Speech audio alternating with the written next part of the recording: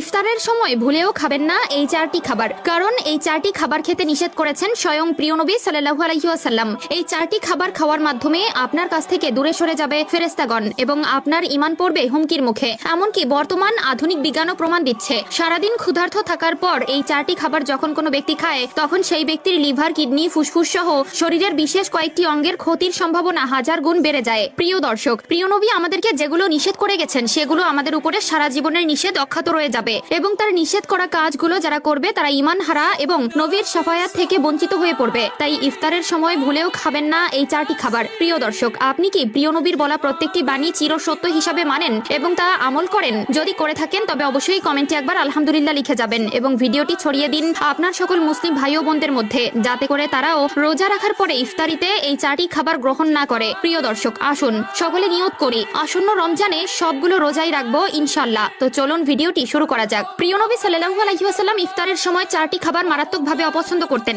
এবং যারা এই চারটি খাবার গ্রহণ করে তারা যেন প্রিয় নবীর ধারে কাছে কিংবা মসজিদের আশেপাশেও না যায় তেমনি হুঁশিয়ারি দিয়ে গেছেন। সে খাবার চারটির মধ্যে প্রথম দুইটি খাবার হলো কাঁচা পেঁয়াজ এবং কাঁচা রসুন। আমাদের মধ্যে এমন অনেক লোক আছে যারা ইফতারের সময় কাঁচা পেঁয়াজ, কাঁচা রসুন খেয়ে থাকে, বিশেষ করে কাঁচা পেঁয়াজ সালাদ হিসেবে খেয়ে থাকে। ইফতারের সময় নানান ধরনের ভাজা পোড়া এবং ছোলা ভুনার সাথে একটু ঝাঁঝালো সালাদ হিসেবে কাঁচা পেঁয়াজ ও রসুন বহুল প্রচলিত। তবে এই দুইটি খাবার ইফতারের সময় প্রিয় নবী গ্রহণ করতে নিষেধ করেছেন, কারণ কাঁচা পেঁয়াজ ও রসুনের পৃথক পৃথক গন্ধ আছে যা দুর্গন্ধ বলা চলে এবং কোনো প্রকার দুর্গন্ধযুক্ত স্থলে ফেরেশতাগণেরা থাকে না, তারা দূরে সরে যায়। তাই তো প্রিয় নবী সাল্লাল্লাহু আলাইহি ওয়াসাল্লাম সেই সকল লোকেদের মসজিদের কাছে পর্যন্ত যেতে নিষেধ করেছেন যারা কাঁচা পেঁয়াজ খায়। তবে এক্ষেত্রে প্রশ্ন আসতে পারে, পেঁয়াজ খাওয়া কি তবে নাজায়েজ? না প্রিয় দর্শক, খাবারের স্বাদ উন্নয়ন করার জন্য পেঁয়াজ ও রসুন প্রয়োগ করা যাবে, তবে অবশ্যই যখন সেটা সেদ্ধ করা হবে তখন সেটা দুর্গন্ধ চলে যাবে। এছাড়া তৃতীয় নম্বরে যে খাবারটি আছে সেটি হলো গরম খাবার। ইফতারের সময় ভুলেও গরম খাবার খাবেন না। প্রিয় নবী সাল্লাল্লাহু আলাইহি ওয়াসাল্লাম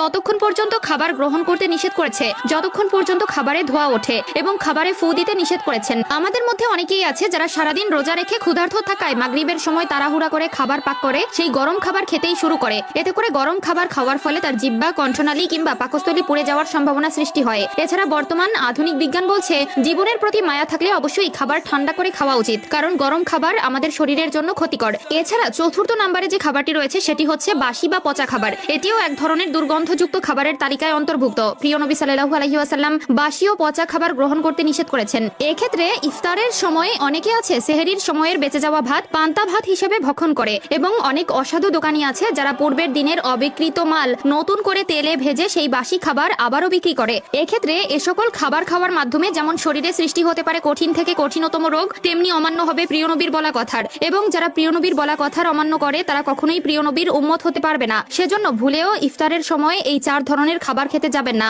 আল্লাহ তাআলা আমাদের সকলকে বোঝার তৌফিক দান করুক এবং দৈহিক সুস্থতা দানের মাধ্যমে আসন্ন রমজানের সবগুলো রোজা রাখার ঈমানি শক্তি দান করুক। আমিন।